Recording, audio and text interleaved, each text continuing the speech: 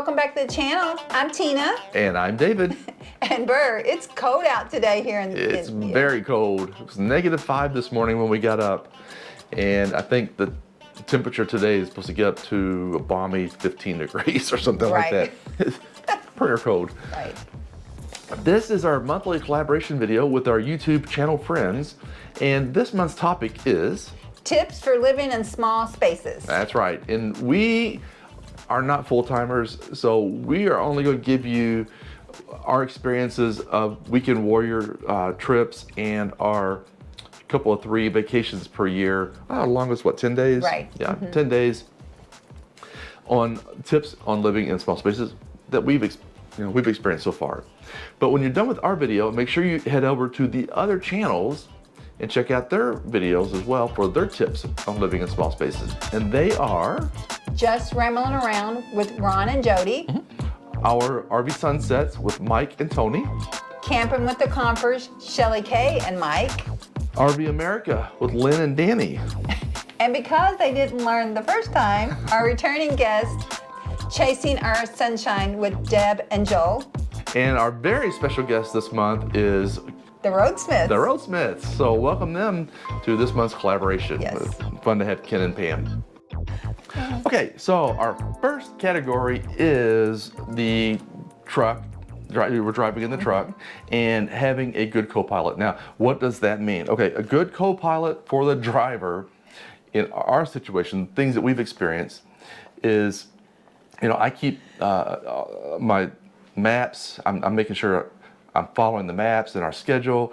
I'm monitoring my gauges. I'm driving safely. So all those things keep me busy. However, there have been occasions where I needed to know I need an exit, another exit. What is our next exit? Or there's something that comes up where I'll reach over to Tina or I'll say, Tina, I need to know what? Well, I'll have to get my Google Maps out. Yeah. So Get that Google Maps going. And then maybe he'll need to know where the next rest stop is, or maybe a dog park or a place that we can stop off for the dogs, or maybe a restaurant. Maybe we don't have enough snacks and we've gotten hungry, and maybe that it's not showing up on his maps. And I'll use the Google Maps to try to look up places like that. And yeah, so basically, I try not to mess too much with things on my dashboard or my phone and the GPS tools that I'm using. I just don't have time, right? I'm trying to concentrate on the road, and I don't have time to be fumbling around with those apps.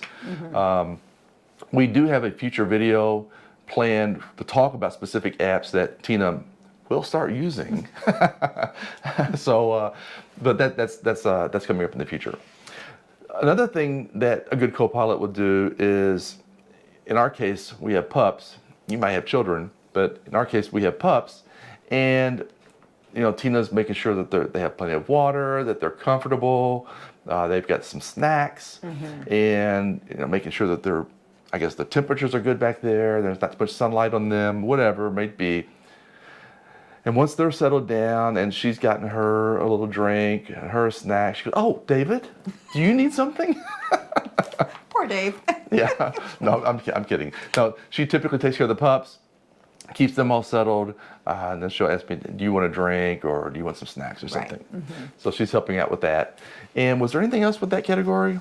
Being a good co-pilot? I think that's pretty much it for that first category. Correct. That first tip, I should say. First tip.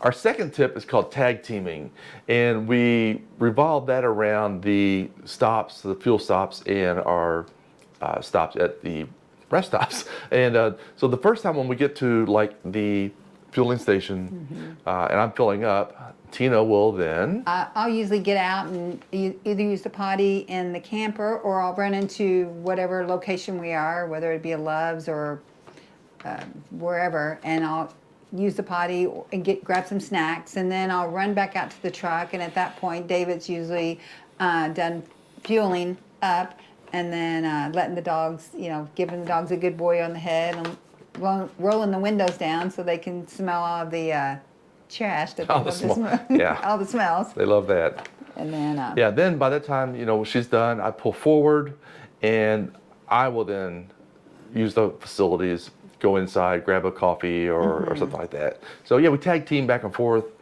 on the truck stops and fueling stops. The second part of this is when we're at the rest stops. And what I do at the rest stops is I always let the turbo temps cool down. And while I'm doing that, Tina will be doing. I get out and then I prep the dogs, get them all harnessed up, make sure they're safe with their harness and their leash on. And by that time, David's usually done, the truck's usually cooled down enough, and then we'll get the pups out and usually carry them across the parking lot because we want to make sure they're Right. safe. And then at that point, we take them for a hike or, let them stretch their little legs. And then, sometimes we'll sit at the picnic table and have our snack and give them a special little snack and just take a little time for them so they can Right. have their little time. Yeah. So the tag teaming is just, basically Tina's doing something while I'm doing something else and back and forth. And we just, kind of tag team, tag, Yeah. you're it. All right. So the third tip is divide and conquer. And what I mean by that is when we get to the campsite, David and I, before he even levels up, before he even pulls in, levels up, or anything like that, we have a discussion about, And they've been spirited. about when we should get the pups out of the truck. I feel like they should stay in the truck until David is backed in and leveled. And then he feels like I should get them out immediately and get them on their potty break. Right. And why do you want them to stay inside the truck? Well, for safety reasons. And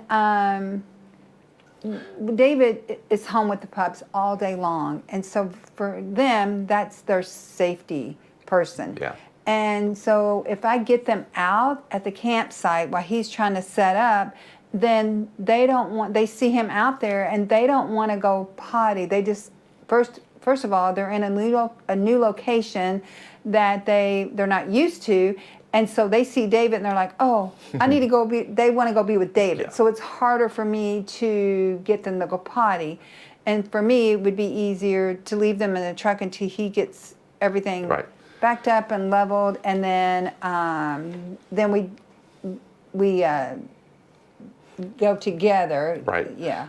Yeah. So so Tina's thinking about their safety, which I think about their safety as well, but I'm also thinking about their needs. This doesn't happen all the time because sometimes, we may get to the campsite and there'll be a dog park like right along the way, and I'll say, just drop me off here, and then I get the dogs out real quick, and while he goes and does what he needs to Yep. do as far as getting the rig backed up and leveled out, and Yep. then in the dogs, as long as they're already in that location, they're okay. Right. It's just when we have to get It's them when they out of- see me, they Right. want to kind of run towards me a lot often, and yeah.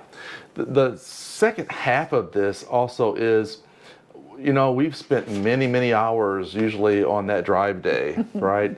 And the last thing we may want to do is like try to cozy up. Yeah.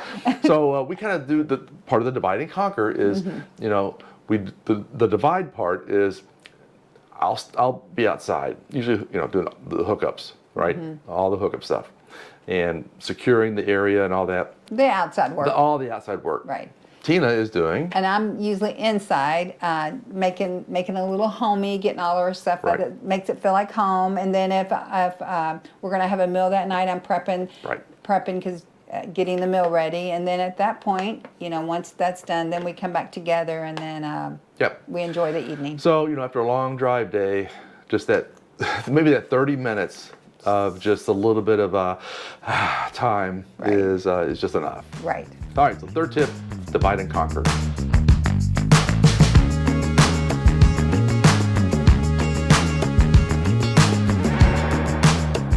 So our second category is the RV living part, where we're done with all the setup and now we're actually in the rig. The first tip is called tidiness and organization. And the tip part of that is, well, we all, especially when we first started RVing, we all bring too much stuff. And we were horribly guilty of that and still are at times. But when we first started RVing, we took way too much stuff. And the pups, when we added the pups in, we brought their crate. And well, we decided we need another crate for them, and then the pet gazebo, and then their food bowls, and it's just like, wow, it was just out of control. And then the pen that we also had a pen that we would use when we left them. We also had a pen on top of that. So yeah. So there was just a lot of stuff. Now what we've learned, and this is the tip part, I guess, would be to take only what you absolutely need, and this is going to be a learning process, and then you will figure out what you need. And we've reduced quite a bit. We're still reducing the things we think we need. Right, So we're still learning. For me, I like things a little bit more tidier, and with all of that stuff, it feels like it's only the dogs and David's camper, because it's like, where does Tina's stuff go? Because we have a lot of stuff. And then add on that, if we have a guest, Right.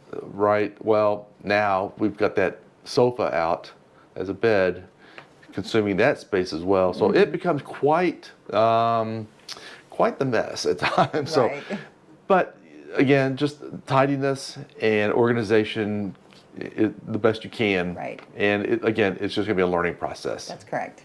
So the second tip is separation of space, or me time. And Tina and I have kind of developed this routine, and now with the pups, but we've developed a routine where in the mornings we get up, we make the coffee, and I sit in the recliner with the pups. I usually have Annie on my knees, and Denver's wedged in there somewhere. Yeah.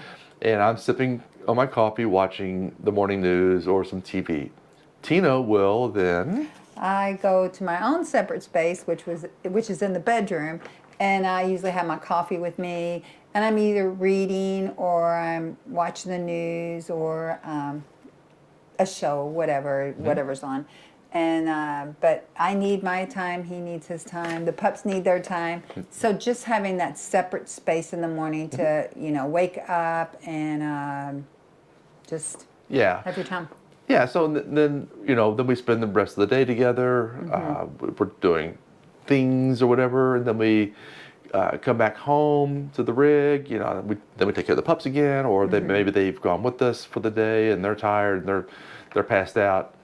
But then we need that separation of space again, and we kind of learned, I guess, early on to take that and make it usable time. Right. So we build that separation time in the afternoons for cooking. So I love cooking on the griddle. So I will cook the food outside, and Tina is... I'm usually prepping the food for him to cook on the griddle. So I'm in prepping and listening to music, prepping, and then handing it off to him so then he can, cook the food by prepping, and then we come together with our meal time. Yeah. So we build in maybe an hour a day of me time in the mornings, the separation, spend the whole day together, and then the afternoons, a little separation of time while we're cooking dinner. That's correct. Yeah. And the third tip is planning, but be willing to adapt. And I am a planner. I plan the trips, I plan the stops, I even plan most of our activities that we do. However, there's times that I want to do something separate that's not been planned on the agenda, that's not on the agenda. Right. And sometimes we have to really he'll say, well, that's not on the agenda. And I'm like, well, that's what I want to do, whether it be go to a shop or whether it go to, just something maybe we saw along the way. Yeah. Or we heard another camper talking about, oh, you got to go see this. And we didn't. Ad hoc. We didn't know about it. Right. Yeah. So I do like to stick to a schedule the best I can, but you have to be willing to be flexible and adapt to what the changes. other person might want to do. Right. So even if you're camping with some friends or something, and they may change your plans as well. That's correct. And that happened more than once. So so do your planning, and you really should. You should really make plans. I mean, I know a lot of RVers are just fly by the seat of the pants. I couldn't do that. I mean, we would end up in the Walmarts. yeah, we would be in arguments because that would be because he's a planner, and sometimes I like to So if we're doing the Change Donny it a little Osmond bit. thing, you would be, A little bit of country. and I'd be a little bit of rock and roll.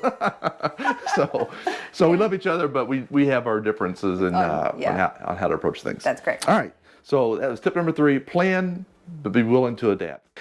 And our final tip for this video is keeping good communications between each other. And it really is important because you want to make sure that if there's any frustrations or going on between you, you don't let it run your trip. That's correct. And, you know, it's good to have clear communications and you're not guessing maybe what somebody might be thinking or not thinking. And so when you're in these smaller spaces, those things can become amplified. At least I think they can. They can, yes. And you don't want to run your trip. You know, if like us, we're out for a week at a time, and that's the last thing I want is to run our vacation because I think she might be mad at me, or she thinks I might be mad at her, and we weren't. Yeah. So good, clear, open communications between anybody, really. Your spouse and it helps and make the best trip. It helps. It does. And there's no guess. No guessing. That's correct. So we hope these tips have been helpful. If so, please let us know. And let us know if there's any tips that you would add to this. Leave us a comment. And also make sure that you do go out and check our YouTube channel, friends. Check out their videos. We will, as soon as we watch our own video. We're going to be checking out what they have to say. Yeah, because we're all different. We're from all over different parts of the country, and we all have different types of rigs and travel styles. So I'll be looking forward to it. Me too. Yeah. So I think until next time, keep embarking on new adventures. All right, talk to you all soon. Bye now. Bye-bye.